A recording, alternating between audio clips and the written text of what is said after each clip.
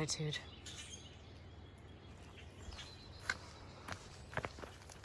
Good morning. Welcome to day 61. It's a beautiful day. Just got dropped off by the shuttle driver, stayed at Stanimals last night, and got a good night's sleep. And gonna hike some miles today.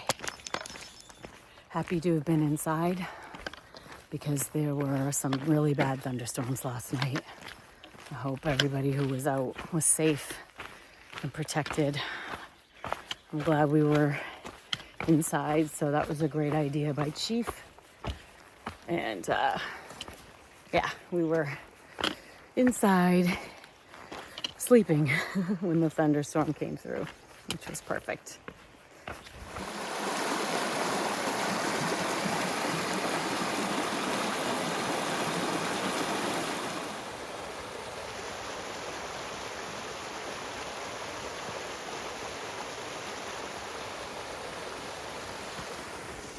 The trail's starting out really beautiful today.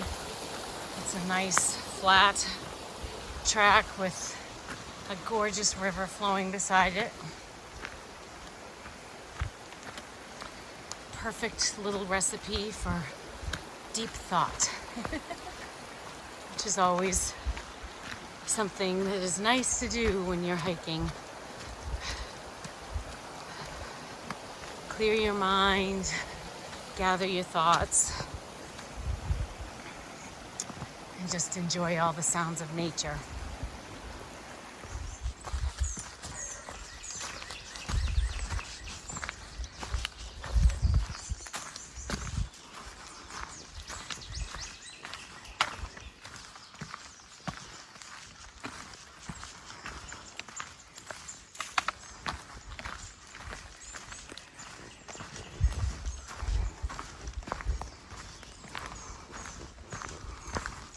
Love being in the forest the morning after a rain. It smells so fresh and alive, even if I am the one catching all the cobwebs today. That's okay. It's worth it. It's beautiful. It's still a little hazy, but it's supposed to clear up. I think I'm going to have some amazing views today, so I'm excited to share all of that with you.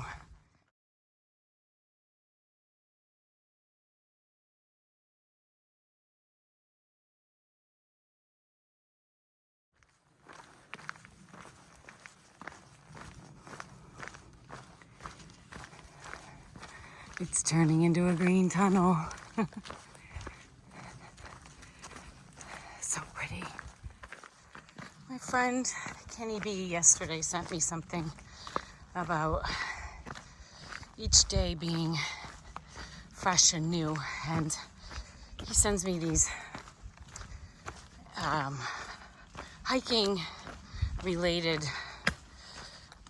encouragement sayings, you know, like it might be something that John Muir wrote, or you know, hike more, worry less, with a beautiful picture. He sends these to me a lot, almost every day, pretty much. But yesterday there was something he sent me that struck me. You know, it's one of those things that's obvious, but that you don't really think about. Every day out here is something brand new to me. I don't know what to expect with the terrain, for the most part, what the woods are gonna look like anyway, or the wildlife, or what the forest is gonna smell like, or what that adventure is gonna hold for me. And that's incredible.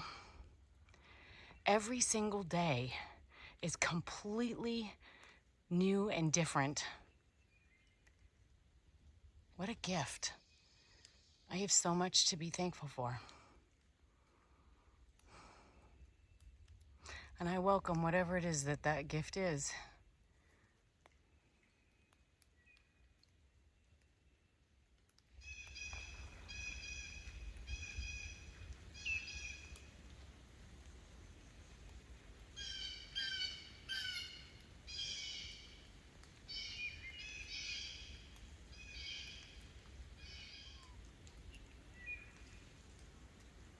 my papa bird. Right there.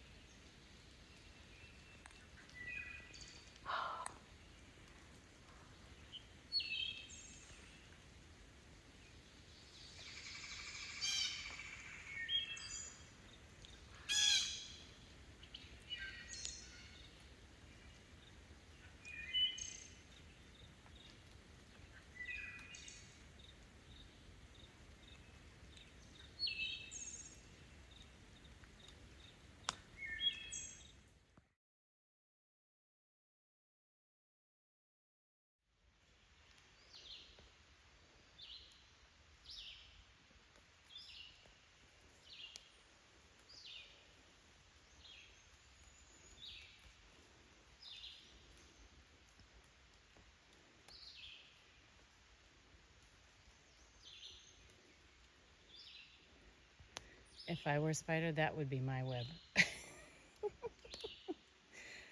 The disastrous, messy looking thing. That would be Jim's.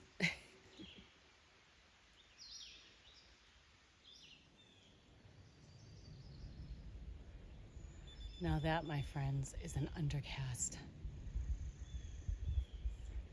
And that is why you get up early and get on trail.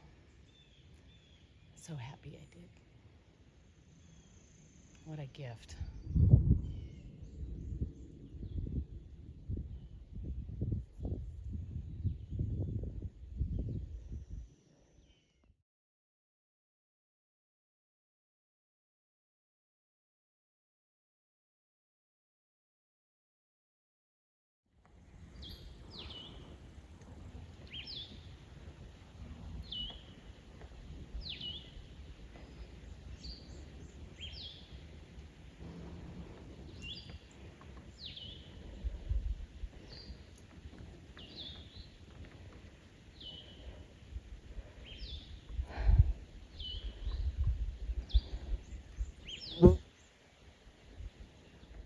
Now that I have Peak Finder downloaded and I can sound like I know what I'm talking about. That's Rocky Mountain in the middle of your screen, that pointy summit.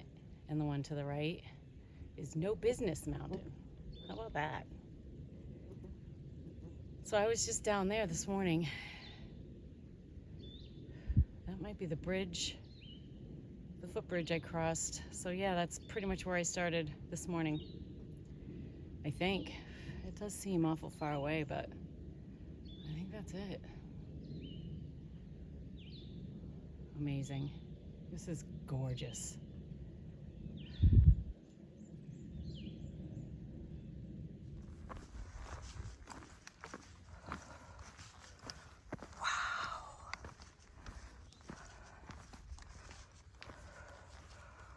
Wow. Oh my goodness.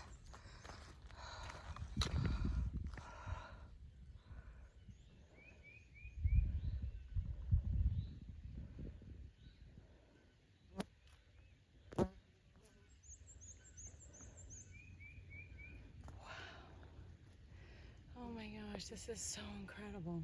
Look at that. Here I've been trying to get away from spring, and look at how glorious it is. Oh my gosh. Wow.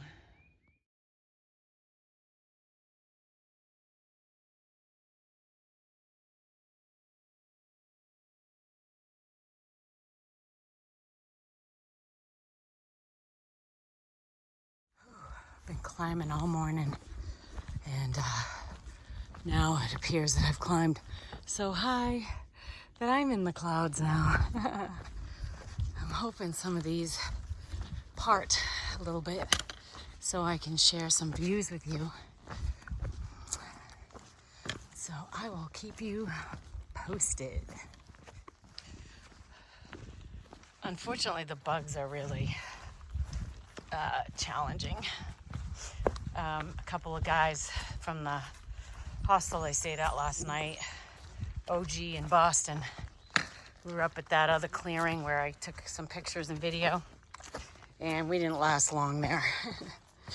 Pulled out a snack and got just annihilated by all the black flies, so can't wait to get my bug net tomorrow.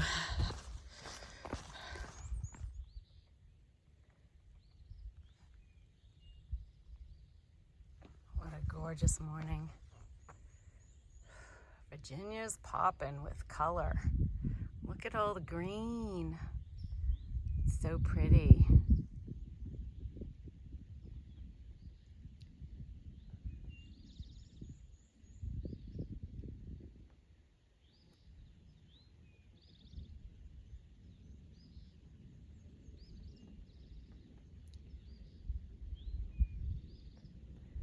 There's the James River.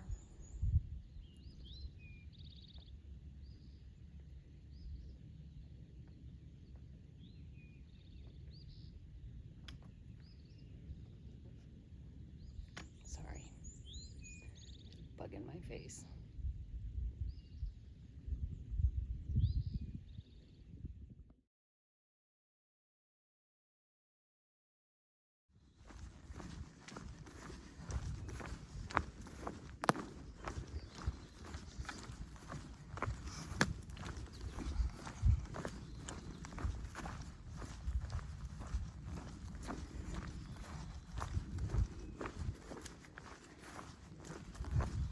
Blanket of little white flowers everywhere.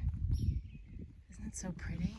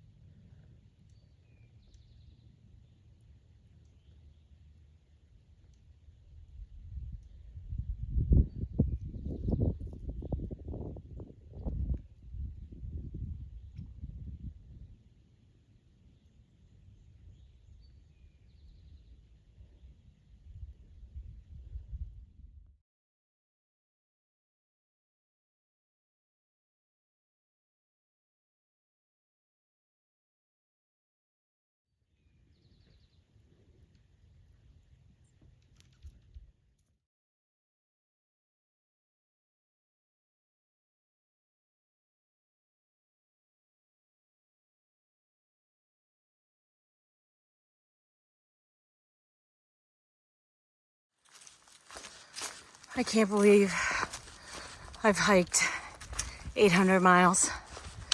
I can't believe it. I can't believe I've walked 800 miles from Georgia to Virginia. What an amazing journey this is. What an incredible day. I feel so grateful and excited and amazed. 800 miles. 800 miles. Woo!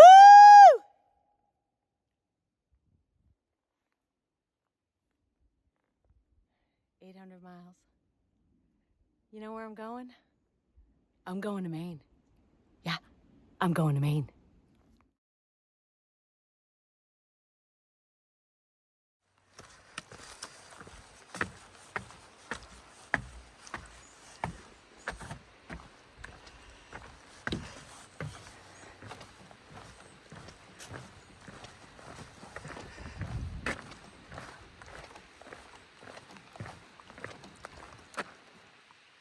It's bouncing.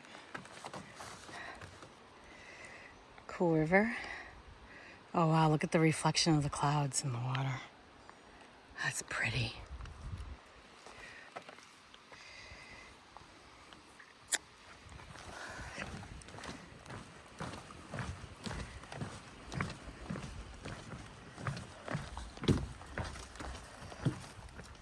I can't believe that Jim and Katahdin are gonna be here tomorrow. I just don't even care about anything else right now. It's the only thing that matters is me hiking to them and spending some much needed time together as a family. I can't even put into words what this means to me, that he's driving down here with the dog, who is not great in the car, and coming all the way, and just everything that he's been doing to support me and Chief, really, all these weeks. And he's just been incredible. Babe, I absolutely love you so much, and I cannot wait to see you guys tomorrow. I don't know if I'm going to be able to sleep tonight. But I hope that your drive is incredibly uneventful and it goes by quickly, and that you get here safe, both you and the puppy. And I hope the puppy doesn't throw up. Oh, I love you. Not sure if you can see it, but there's a lake or something down there. I don't know if it's a reservoir, because I did go over a road called Reservoir Road, so maybe it is. I can't tell if there's houses on it or not, but I'm not sure. It looks really pretty with the mountains. God, it makes me feel like I'm in Maine. Okay, give 3 AT hikers the option to go swimming on a hot day. And what are we gonna do? We're gonna do it. We're doing it. Oh, hell yeah.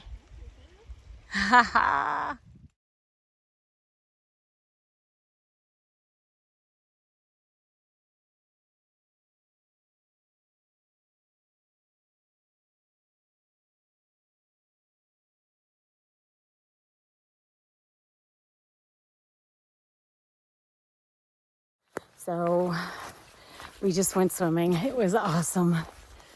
As you can see, I'm with G-Bird and Icebox. We thought we were saying our goodbyes the other day, but we caught back up to each other today, and we're gonna camp out tonight. I knew they were gonna be going to the shelter tonight, so I just wasn't sure what I was doing. And so I'm psyched that we can hang out before G-Bird flies back home to Germany. But we're walking by the lake, and she's like, if I go in, will you go in? I'm like, hell yeah. And then Icebox is like, yeah, I'll go in. So we went for a dip. We feel all cooled and refreshed, and at least all the icky sweat from today is off of us. So a couple miles left to go. I think 3 miles left to go to get to the shelter. For anyone coming up behind me, I'm going to give you some advice, unsolicited advice. When you have opportunities to do things spontaneously that feel like a little kid jumping in a puddle, even though mom said no, do it. Just do it.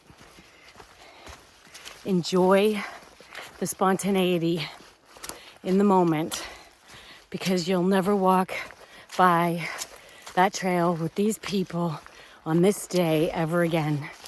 And you just gotta enjoy life. You gotta enjoy every moment that you can. It's just too short not to. Sorry, it sounds preachy, but sometimes it's okay to color outside the lines, especially when it puts a smile on your face and you're not hurting anybody else.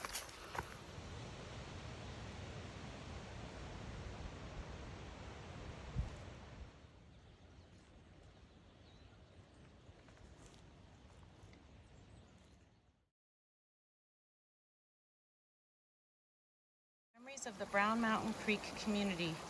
As you travel north along the next 1.4 mile section of the Appalachian Trail, watch for the remains of an abandoned community. Freed slaves built and lived in this small farm community in the early 1900s. The memories and insights into life on Brown Mountain Creek came from a former resident, Mr. Taft Hughes, during an oral interview with the Forest Service. The homes were small and the people hardworking. The food was simple but nourishing. Mr. Hughes remembers his mother's ash cakes, which were cooked on the hearth covered with ashes and coals. She would take them out of there, and she had a special broom made from broom corn. She'd sweep them off real good and then would wash them. You didn't taste any ashes on them, but they were much sweeter than if you baked them in a stove. Much sweeter. We'd eat them right there, and lots of times for supper. We'd have that and a glass of milk. I wish I had one now. It would be impossible to match that flavor. Observe as you walk. Be aware that history surrounds you. Keep your eyes and mind open to explore the secrets held by the land. That is awesome. Yeah, you can definitely see the stone walls, or the remnants of stone walls along the river.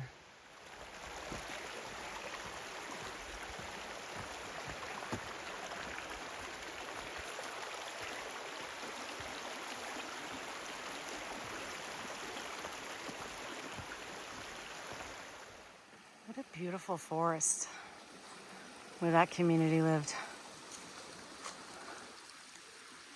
It's so beautiful in here.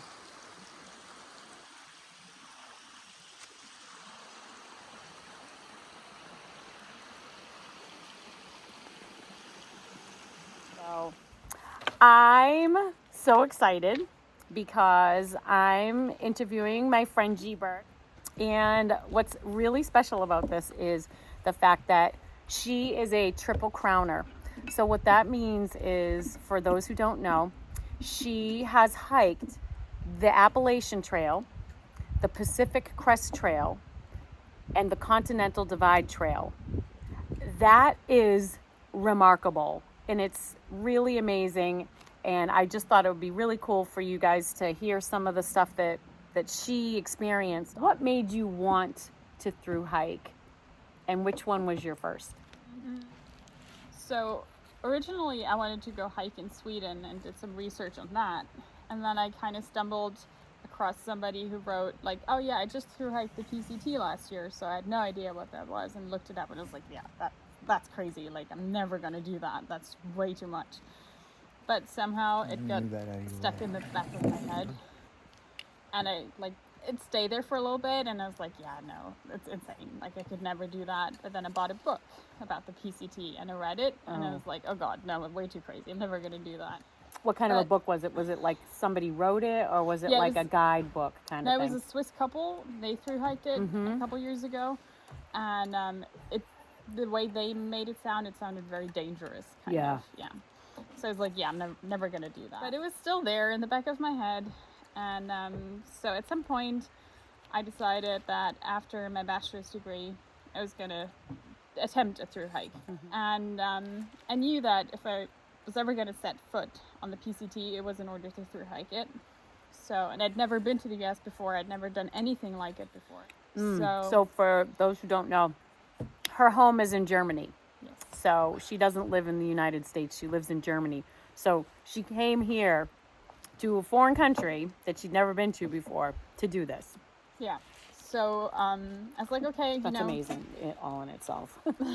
I kind of have to try this out before I do something like the PCT. So I decided to get on the AT, and my gear was far from perfect. It was horrible. My tent collapsed on me on the first night. Oh my God.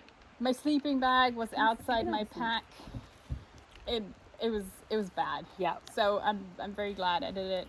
I tried it on the AT first. I stayed out here for 3 months that year, and I just loved it. Made it all the way up to Katahdin. I started in Harpers Ferry. Oh, and then okay. I later started at Springer. Flip flop. Yeah. I had such a great time. It kind of really changed me. And I was like, all right, now I feel ready for the PCT. And then I through hiked the PCT in 2013. Wow. Finished up the AT in 2014. Did about 70% of it. And then I was like, well, now I've done the 2. Gotta May do the as well third. do the third one. Oh my word. So, yeah, I finished that one, the CDT last year. For those who don't know, the Appalachian Trail goes from Georgia to Maine. The Pacific Crest Trail goes from almost in Mexico, right? Yeah, The it southern- starts at the Mexican border. At the Mexican border. It goes all the way up to Canada. Up to Canada. And the CDT starts. The same, also starts at the Mexican border, also goes all the way up to Canada. So do you know how many, I'm sure you do, kind of a trick question, approximately how many miles so we know that the Appalachian Trail is about 2,200 miles. Well, how many miles is the PCT? I think the PCT is 2,600. Okay. And then the CDT, it varies because it's kind of choose your own adventure. So there's so many different routes you can take. And as long as you're within a corridor of 50 miles of the trail, it counts. So, No kidding. And people just, some people take crazy routes on the CDT. So I think it ranges anywhere from 2,700 to 3,200 miles. Okay, depending on which route you go. Yeah. So what was your biggest fear when you came to do the Appalachian Trail? I kept thinking about every time you'd try and fall asleep. I think I was mostly worried about being on my own for a long time, which I wasn't alone at all. There were so many people out here. Yeah, I think people don't realize that you're not really truly alone. No. I mean, you might be alone for a day or something, or for a night at a shelter, but not alone. But I don't think I spent a single night on my own on the AT. Yeah. Yeah. And then in the beginning I was very scared of bears as well, because I'd never been in touch with a bear before. Yeah. We don't really have bears in Germany, and snakes. Still terrified of snakes to this day. Yes, so tonight we had a little bit of an encounter with a couple of snakes we think may have been copperheads, but we're not sure. But they looked like copperheads, so that was a little scary because I dropped my sunglasses in the river and we were trying to find them. So they're gone and they're going to stay gone. Not coming back down there. What were the unique challenges with each of those long distance through hikes? Because the challenges had to have been unique given the terrain is so unique. Yeah. And the weather and all of that. Yeah. So I think the AT, the most challenging things were the humidity at some point, the weather, just a lot of rain, lots of humidity. It got very hot in the summer, you never get dry. Yeah. Even in the middle of the night, everything was just wet. So you've got something to look forward to. And then the black flies were pretty bad at some point. So also something to look forward to. They've already started a little bit. And then I think the PCT, the most challenging thing was the desert for me. It just got really, really hot at some point. And you're just out there the entire day in the desert in 110 degrees. And it was bad. I was completely burned at some point. Wow. And then I feel like on the PCT you kind of have to be quick to adapt to like different climate situations. Right, because you're in desert for part of it, Yes. and then for part of it you're up at Yeah, very high yeah, elevations exactly. in You the get up in the high mountains once you Sierra. get northern. Yeah. And then the CDT, I think the most challenging for me was that I went sober on the CDT, so there Okay. weren't a lot of people. And last year I spent 6 weeks on my own without seeing anybody. I camped by myself every single night Oh my God. until I got on the Colorado Trail, because they joined for like about 300 miles. And I was going kind of crazy at that point. That must have been really hard Yeah, to not see anybody else was for rough. 6 weeks. I was just like, yeah, I wasn't comfortable camping by myself when I started it last year. Yeah. And I mean, it kind of became a routine and everything, but just being isolated, socially isolated for such a long time was horrible. Yeah. It was really bad. Especially after hiking the AT. Yeah. And there being a ton of people. And then the PCT, Yeah. which is getting more and more popular Yeah. every year, and more people are doing that. Yeah, I think I just got ahead of the bubble and kind of kept the pace, so I never actually got So to you meet never- them. Yeah. And then I think on the CDT, there's very long stretches that are kind of boring, long road walks too, Ah, okay. and long water carries where there's just shitty water. Yeah. So that's the other thing we were talking about the other day was I made an assumption that the water on the CDT was probably the best water Nope. out of all Oh my three God, trails. no. And she said it's absolutely the worst because of all of the farmland and everything. Yep. So people have to filter their water multiple times and still get sick. They still get giardia. Yeah, I remember there was this one time.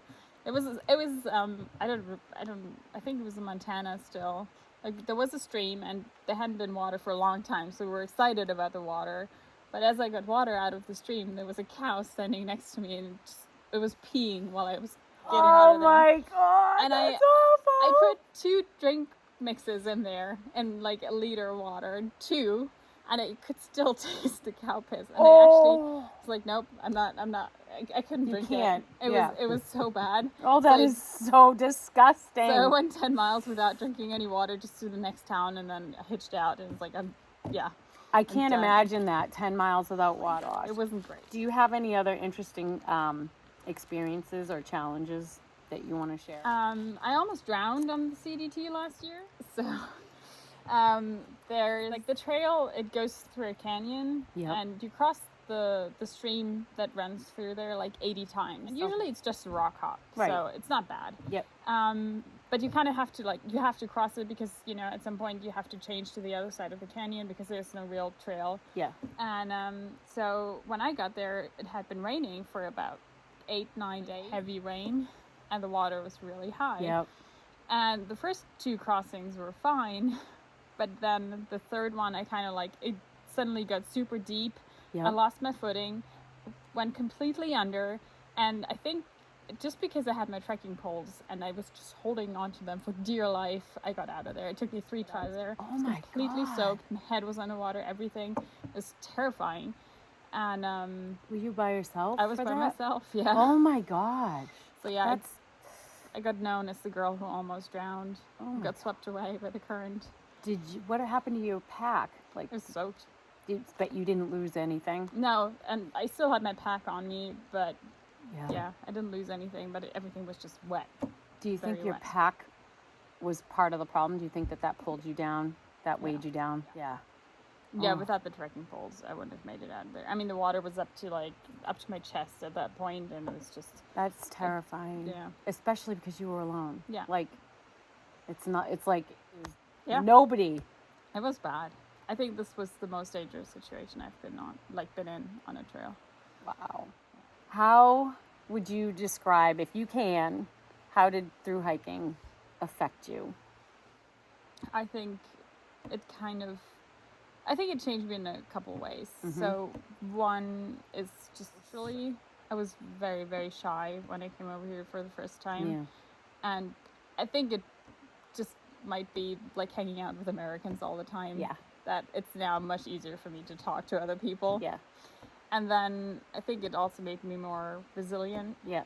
because I know that I can get through difficult situations, and I know that I can get through them if I just stick it out, kind of, and just keep walking or keep going. I think it made me stronger in general. Yeah. And it's been a great experience. That's awesome. Yeah. Is there a story behind your trail name, G-Bird?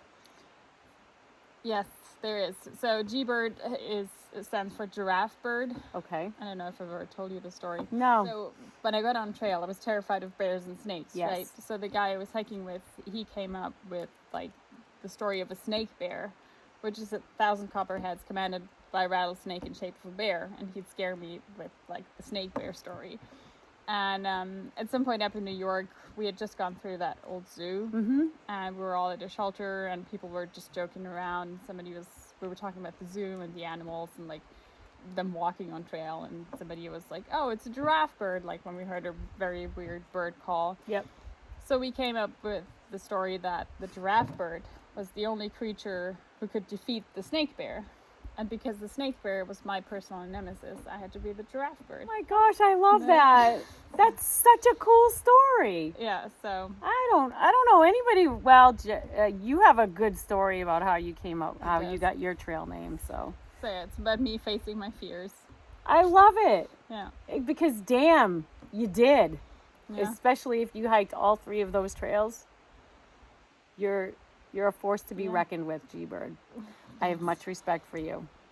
Thank you very much. Yeah, no worries.